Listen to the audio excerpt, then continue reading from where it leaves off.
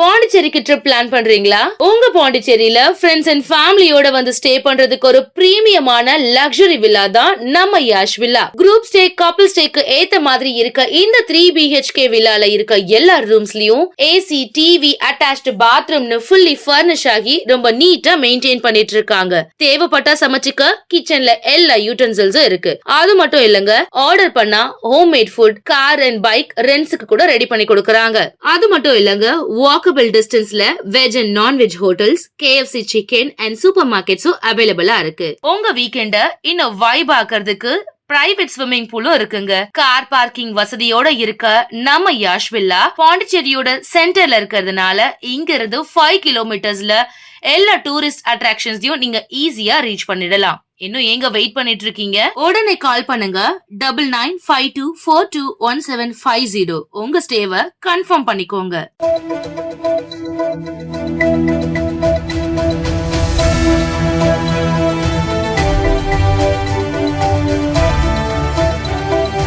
வணக்கம். சக்தி சேனலின் புதுவையின் இன்றைய நிகழ்வுகள். வங்கக்கடலில் மையம் கொண்டுள்ள டிவா புயல் காரணமாக புதுச்சேரி மற்றும் காரைக்காலில் இன்றும் நாளையும் கனமழை பெய்யும் என வானிலை ஆய்வு மையம் எச்சரித்துள்ளது. அதனையொட்டி பள்ளி, கல்லூரிகளுக்கு விடுமுறை அறிவிக்கப்பட்டுள்ளது. வங்கக்கடலில் இலங்கையில் மையம் கொண்டிருந்த டிவா புயல் நேற்று மாலை காரைக்கால் மாவட்டத்திற்கு தென்கிழக்கே 230 கிலோமீட்டர் தொலைவில் மையம் கொண்டிருந்தது. இந்த புயல் மணிக்கு 4 கிலோமீட்டர் வேகத்தில் வடக்கு மற்றும் வடமேற்கு திசையில் நகர்ந்து வருவதால் இன்று 29ஆம் தேதியும் நாளை 30ஆம் தேதியும் புதுச்சேரி மற்றும் காரைக்காலில் கனமழை பெய்யும். தரைக்காற்று மணிக்கு 40 கிலோமீட்டர் முதல் 80 கிலோமீட்டர் வேகத்தில் புயல் வீசக்கூடும் எனவும், அதனால் புதுச்சேரிக்கு இன்று 29ஆம் தேதி ரெட் அலர்ட் விடுத்து வானிலை ஆய்வு மையம் எச்சரித்துள்ளது. அதனையொட்டி புதுச்சேரி துறைமுகத்தில் 4ஆம் எண் புயல் எச்சரிக்கை கூண்டு ஏற்றப்பட்டுள்ளது. கடந்த 2 தினங்களாக கடல் சீற்றமாக உள்ளதால் மீனவர்கள் கடலுக்கு செல்லாமல் படகுகளை பாதுகாப்பாக கரையில் நிறுத்தி வைத்துள்ளனர்.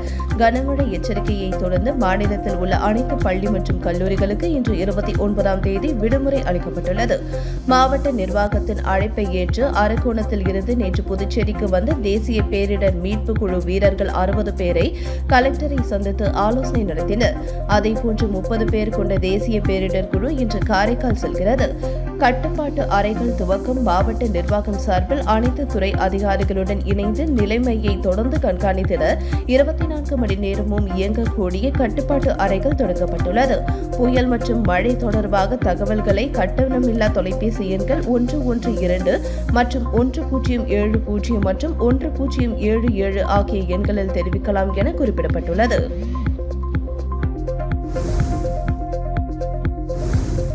புதுச்சேரியில் தவேகா தலைவர் விஜய் ரோடு ஷோ மேற்கொள்ள காவல்துறை அனுமதி மறுத்துள்ள சம்பவம் பரபரப்பை ஏற்படுத்தியுள்ளது. தவேகா தலைவர் விஜய் கடந்த நவம்பர் 23ஆம் தேதி காஞ்சிபுரத்தில் ஒரு தனியார் கல்வி நிறுவன வளாகத்தில் மக்களை சந்தித்தார். இதில் சிக்கல் என்னவென்றால் 2000 பேரை மட்டுமே அவரால் ஒரு இடத்தில் சந்திக்க முடிகிறது. இதுவே ஒரு மாவட்டத்திற்கு ரோடு ஷோ சென்றால் ஒரே நாளில் 30,000 முதல் 40,000 பேரை சந்தித்து பரப்புரை மேற்கொள்ளலாம்.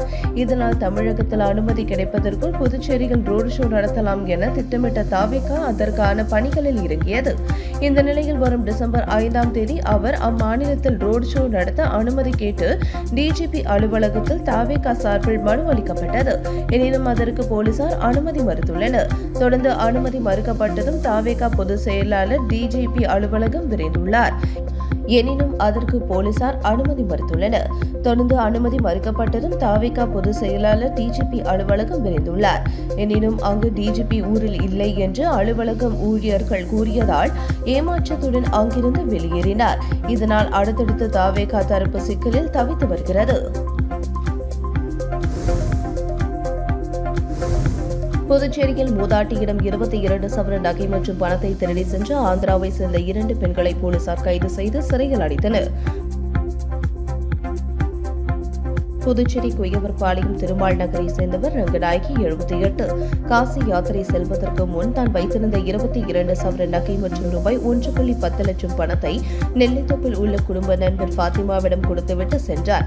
காசியில் இருந்து திரும்பி வந்த ரங்கநாயகி கடந்த 24ஆம் தேதி நெல்லித்தோப்பு பாத்திமாவிடம் கொடுத்து வைத்திருந்த 22 சவரன் நகை மற்றும் ரூபாய் 1.10 லட்சம் பணத்தை வாங்கிக் கொண்டு வீட்டிற்கு சென்று கொண்டிருந்தார்.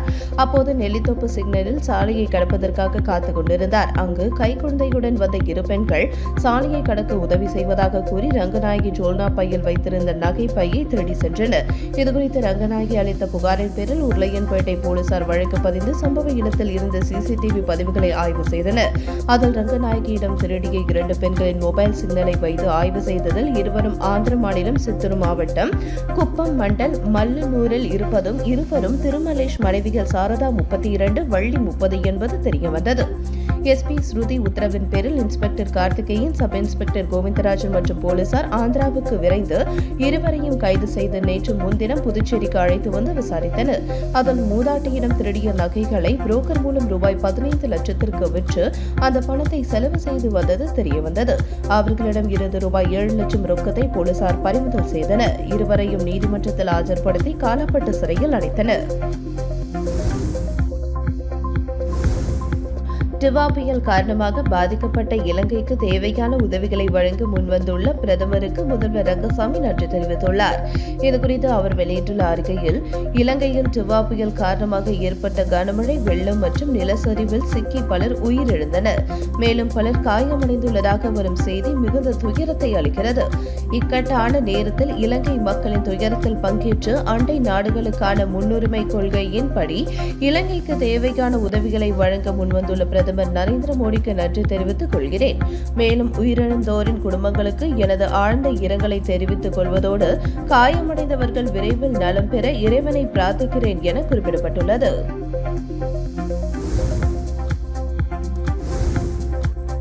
புதுச்சேரியில் கஞ்சா பதுக்கி வைத்து விற்பனையில் ஈடுபட்ட ரவுடிகள் உட்பட 4 பேரை கைது செய்த போலீசார் அவர்களிடம் இருந்து ரூபாய் 10.10 லட்சம் மதிப்பிலான கஞ்சாவை பறிமுதல் செய்தனர்.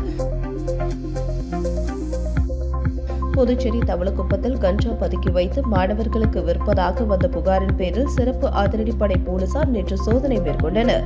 நோனாங்குப்பம் ஆற்றங்கரை பகுதியில் கஞ்சாவுடன் பதுங்கியிருந்த 4 பேரை பிடித்து தவளக்குப்பம் போலீசாரிடம் ஒப்படைத்தனர். அவர்களிடம் சப் இன்ஸ்பெக்டர் ஜெயகுருநாதன் மற்றும் போலீசார் விசாரித்தனர். விசாரணையில் ரவுடிகளான தவளக்குப்பம் ஆனந்தராமன் 25, புதுச்சேரி திருவள்ளுவர் சாலை சுரேஷ் 33, அவர்களது நண்பர்களான நானவேடு மனோஜ் 24, மடுகரை ரத்தினம் 25 ஆகியோர் என்பதும் மனோஜ் அவரது நண்பர் மூலம் ஆந்திராவில் கஞ்சாவை வாங்கி பஸ்ஸில் புதுச்சேரிக்கு கொண்டு வந்து விற்பனை செய்து வருவது தெரியவந்தது. அவர்கள் வைத்திருந்த ரூபாய் 10.10 லட்சம் மதிப்புள்ள 2.20 கிலோ கஞ்சா மற்றும் 2 பட்டா கத்தி, 2 பைக், 4 மொபைல் போன்களை பறிமுதல் செய்தனர். இது தொடர்பாக போலீசார் வழக்கு பதிந்து 4 பேரையும் நீதிமன்றத்தில் ஆஜர்படுத்தி காலாப்பட்டு சிறையில் அடைத்தனர். கைது செய்யப்பட்ட சுரேஷ் மீது 2 கொலை வழக்குகளும், ஆனந்தராமன் மீது கஞ்சா வழக்கு, கத்தி வைத்து மிரட்டுதல், அடிதடி உள்ளிட்ட வழக்குகள் இருப்பது குறிப்பிடத்தக்கது. புதுச்சேரியில் இணையவழி மூலம் சைபர் கிரைம் கும்பலிடம் பெண் உட்பட 2 பேர் ரூபாய் 2.21 லட்சம் இழந்துள்ளனர். புதுச்சேரி வெங்கடேஸ்வரா நகரை சேர்ந்த பெண்ணை டெலகிராம் மூலம் தொடர்பு கொண்ட மர்ம நபர் பகுதி நேர வேலைக்காக ஆன்லைன் வர்த்தகத்தில் முதலீடு செய்தால் அதிக லாபம் பெறலாம் என கூறியுள்ளார். இதை நம்பி மர்ம நபர் தெரிவித்த ஆன்லைன் வர்த்தகத்தில் பல்வேறு தவணைகளாக ரூபாய் 1,46,000 முதலீடு செய்துள்ளார். பின் அதன் மூலம் வந்த லாபத்தை எடுக்க முயன்ற போது முடியவில்லை. இதேபோல் கரிக்கலாம்பாக்கத்தை சேர்ந்தவர் 75,000 என 2 பேர் மோசடி கும்பலிடம் ரூபாய் 2,21,000 இழந்துள்ளனர்.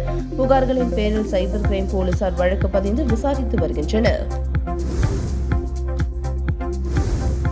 டிவா புயல் காரணமாக புதுச்சேரியில் பரவலாக மழை பெய்ய தொடங்கியுள்ள நிலையில் பொதுமக்கள் வீட்டுக்குள் முடங்கியுள்ளனர். வங்கக்கடலில் உருவாகியுள்ள டிவா புயல் காரணமாக புதுச்சேரிக்கு ரெட் அலர்ட் விடுக்கப்பட்டுள்ளது. பொதுமக்கள் தேவையின்றி வெளியே வர வேண்டாம் என்றும் அனைத்து துறைகளும் தயார் நிலையில் இருக்க மாவட்ட நிர்வாகம் அறிவுறுத்தியுள்ளது. மேலும் மீனவர்கள் கடலுக்கு செல்ல வேண்டாம் என்றும் கடலுக்கு சென்றவர்கள் உடனடியாக கரை திரும்ப மீன்வளத்துறை எச்சரிக்கை விடுத்துள்ளது.